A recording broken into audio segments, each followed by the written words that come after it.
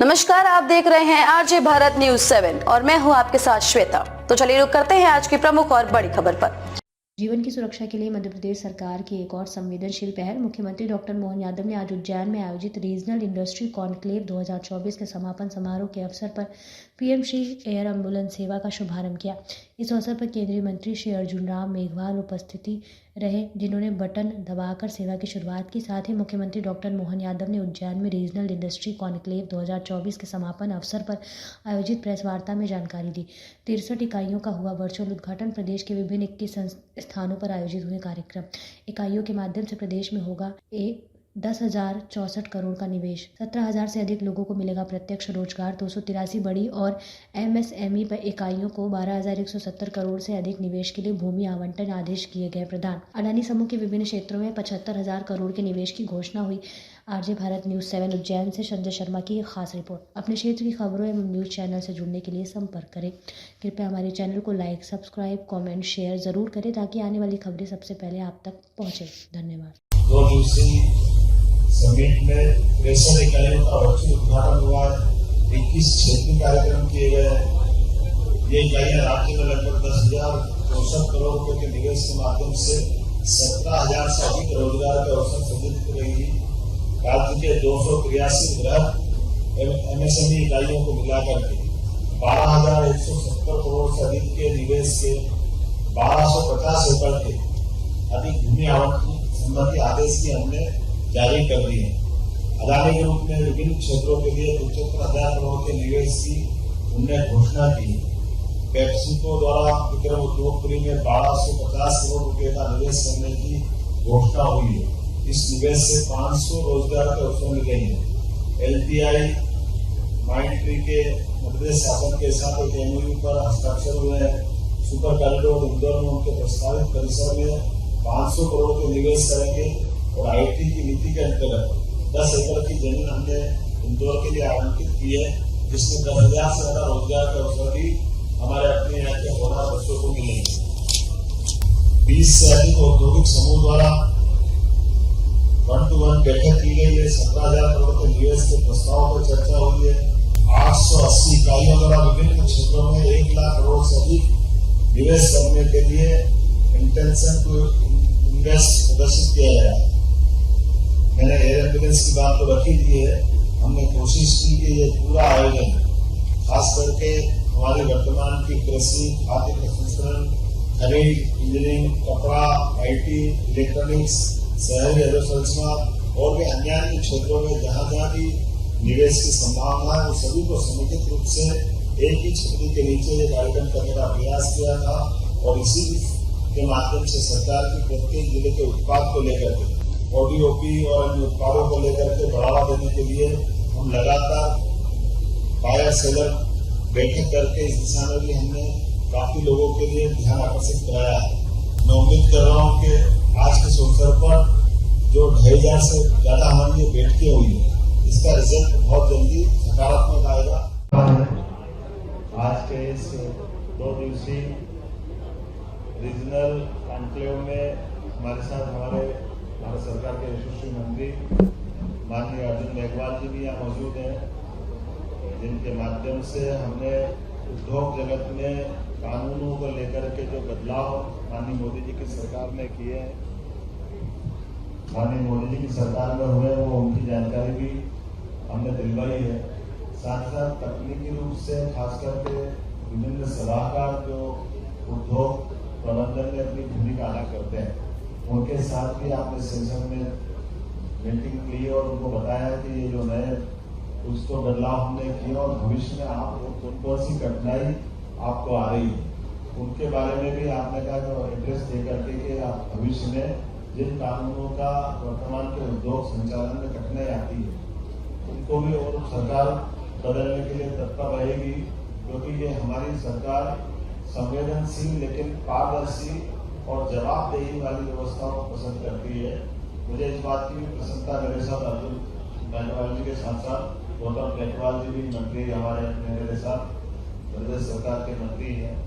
हमने सबने मिलकर के 2 दिन तक लगभग अलग अलग सेशन में, खास करके मैं उद्घाटन और समापन में शामिल हुआ हूँ, हमारे 10 विभिन्न देशों के, अमेरिका, इंग्लैंड, ऑस्ट्रेलिया, जाम्बिया सहित ऐसे अलग अलग 10 देशों के हमारे 250 से ज़्यादा अलग अलग प्रकार के उद्योग या निवेश करने वाले मित्रों के साथ इस पूरे आयोजन में हमने लगभग 15,000 एकड़ भूमि का अलॉटमेंट दिया। हमने अपने लैंड बैंक 1 लाख एकड़ भूमि का लैंड बैंक हमारा बना हुआ है, जहां हम बिजली आवश्यक वो सारी की सारी मूलभूत सुविधाओं के साथ निवेश को बहुत पारदर्शी और सरल तरीके से, इसीलिए इसका तरीका भी बदला है कि हमने अपने निवेश के 2 दिन के विभिन्न प्रकार के स्थानों पर भूमि पूजन, लोकार्पण के कार्यक्रम भी बनवाए, अलग अलग अपने इसी उज्जैन हमारे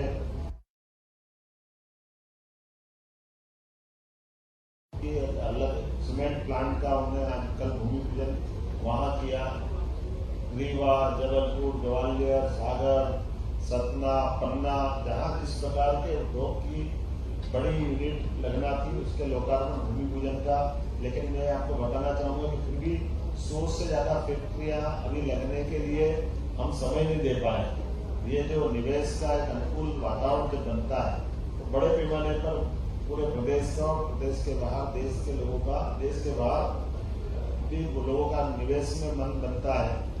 मैं उम्मीद कर रहा हूँ कि जो रीजनल शुरुआत हमने की ये उज्जैन के बाद बाकी क्षेत्रों में भी क्रमशः बनती जाएगी, आगे बढ़ते जाएंगे। और सरकार के लिए जो हमारे अपने मध्य प्रदेश की तासीर है, हमारी कृषि विकास दर तो 25% से आगे चली गई है। उद्योग में भी हम आगे बढ़े हैं, लेकिन इस दिशा में और आगे बढ़ते हुए जीडीपी में हमारी और अच्छी स्थिति बने। जो अभी हमारा आंकड़ा है उसको हम डबल पे पहुंचा है। ये प्रयास करने के लिए हमने ये पूरा आयोजन किया था और इस आयोजन को विक्रमोत्सव का एक हिस्सा बनाया है। जैसा आप जानते हैं कि सम्राट विक्रमादित्य का विक्रमोत्सव बीते 18 साल से हम लगातार करते जा रहे हैं, लेकिन विक्रमोत्सव में विक्रमोत्सव का भी आनंद लें, लेकिन वहाँ हमारे अपने उद्योग के निवेश की बात भी हो। अलग अलग प्रकार से विक्रमादित्य के काल में ये सारी व्यवस्था सुशासन के नाते जानी जाती थी, इसलिए वैदिक घड़ी का भी हमने इसी में कार्यक्रम किया। तो अभी आज पीएम श्री एम्बुलेंस की जो सुविधा दी है, ये सुविधा एक अपने आप में पूरे लिए बहुत अलग हटके भी है और यूनिक भी है। जहाँ क्रिटिकल ऐसे जिन मरीजों को उच्चतम कहीं उनकी चिकित्सा व्यवस्था की आवश्यकता पड़ेगी, डॉक्टर के परामर्श के आधार पर प्रत्येक व्यक्ति की चिकित्सा सुविधा में मदद करना सरकार का उत्तरदायित्व है। इसलिए आज हमने इसको प्रारंभ करने का निर्णय किया है। मैं आज के अवसर पर ये कुछ लिटरेचर आपको मैं दिलवा दूंगा जिसमें अलग अलग प्रकार से इसमें लिखा है, लेकिन जो मेरी जानकारी में है 1 और 2 तारीख की 2 दिवसीय समिट में 63 इकाइयों का वर्चुअल उद्घाटन हुआ है। 21 क्षेत्रीय कार्यक्रम किए गए हैं। ये इकाइयां राज्य में लगभग 10,064 करोड़ रुपए के निवेश के माध्यम से 17,000 से अधिक रोजगार के अवसर सृजित कर रही। राज्य के 283 बृहद एमएसएमई इकाइयों को मिलाकर के 12,170 करोड़ से अधिक के निवेश के 1,250 एकड़ के अधिक भूमि आवंटन संबंधी आदेश भी हमने जारी कर दिए। अदानी ग्रुप ने विभिन्न क्षेत्रों के लिए 75,000 करोड़ के निवेश की उन्होंने घोषणा की। पेप्सिको द्वारा विक्रम उद्योगपुरी में 1,250 करोड़ रुपए का निवेश करने की घोषणा हुई है। इस निवेश से 500 रोजगार के अवसर मिलेंगे। LTI माइंडट्री के मध्य प्रदेश शासन के साथ एक MOU पर हस्ताक्षर हुए हैं। सुपर कॉरिडोर इंदौर में उनके प्रस्तावित परिसर में 500 करोड़ के निवेश करेंगे और IT की नीति के अंतर्गत 10 एकड़ की जमीन हमने इंदौर के लिए आवंटित की है, जिसमें 10,000 से ज्यादा रोजगार के अवसर भी हमारे अपने यहाँ के होनहार बच्चों को मिलेंगे। 20 से अधिक औद्योगिक समूह द्वारा 1-to-1 बैठक की गई है। 17,000 करोड़ के निवेश के प्रस्तावों पर चर्चा हुई है। 880 इकाइयों द्वारा विभिन्न क्षेत्रों में 1 लाख करोड़ से अधिक निवेश करने के लिए इंटेंशन टू इन्वेस्ट प्रदर्शित किया गया है। मैंने एयर एम्बुलेंस की बात तो रखी दी है। हमने कोशिश की कि ये पूरा आयोजन खास करके हमारी वर्तमान की कृषि, खाद्य प्रसंस्करण, खनिज, इंजीनियरिंग, कपड़ा, IT, इलेक्ट्रॉनिक्स, शहरी अधोसंरचना और भी अन्य क्षेत्रों में जहां जहां भी निवेश की संभावना है, वो सभी को समेकित रूप से एक ही छतरी के नीचे ये कार्यक्रम करने का प्रयास किया था। और इसी के माध्यम से सरकार की प्रत्येक जिले के उत्पाद को लेकर के ODOP और अन्य उत्पादों को लेकर के बढ़ावा देने के लिए हम लगातार बायर सेलर बैठक करके इस दिशा में भी हमने काफी लोगों के लिए ध्यान आकर्षित कराया है।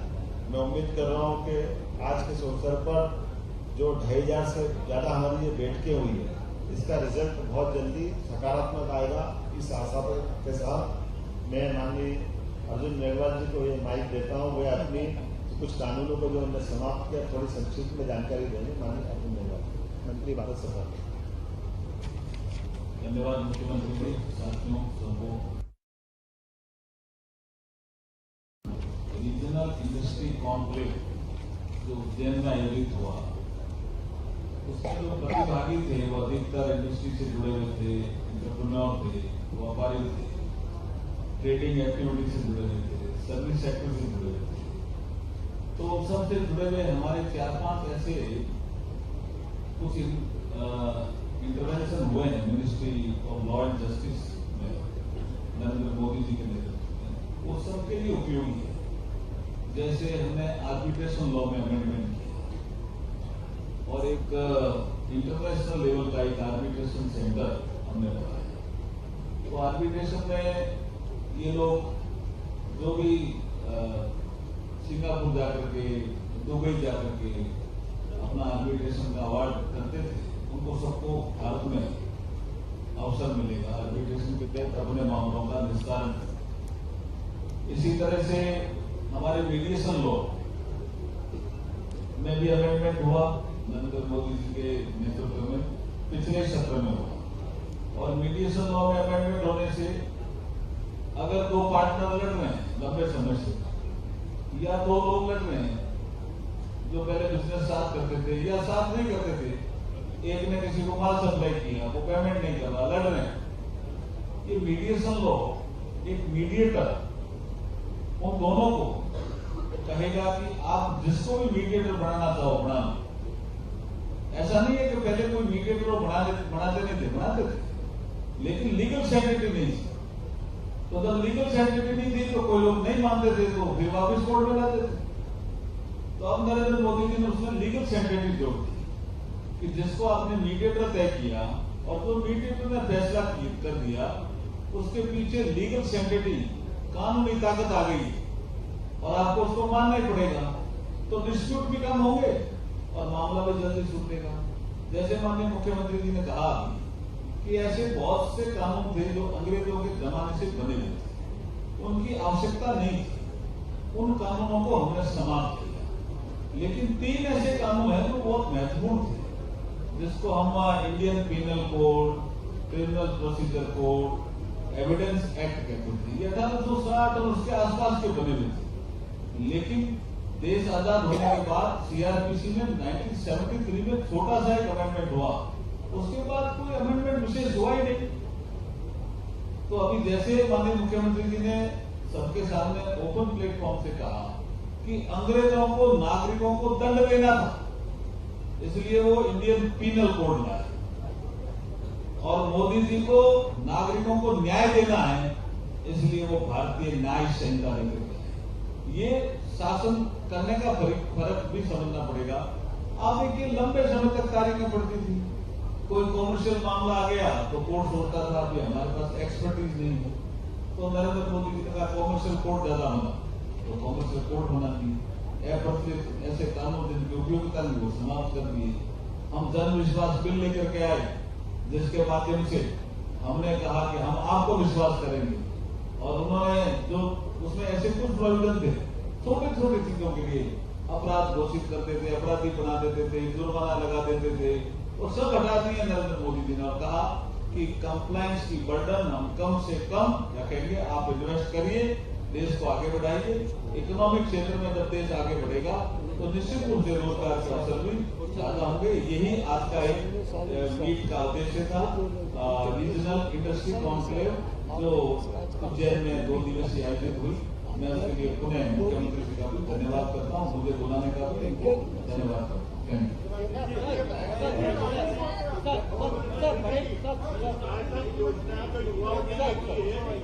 अभी मेरा एक सुझाव है, 1, 2 कोई बहुत जरूरी हो तो बता रहा हूँ, पूरी बात आ गई है, मुझे लगता नहीं कि कोई अलग से बचेगी। अपन व्यक्तिगत चर्चा में वो उस पर विस्तार से बात करेंगे। बहुत धन्यवाद। खबरों में अब तक के लिए बस इतना ही। फिर होगी आपसे मुलाकात ऐसी किसी बड़ी और खास खबर के साथ। तब तक के लिए नमस्कार और देखते रहिए आरजे भारत न्यूज़ 7।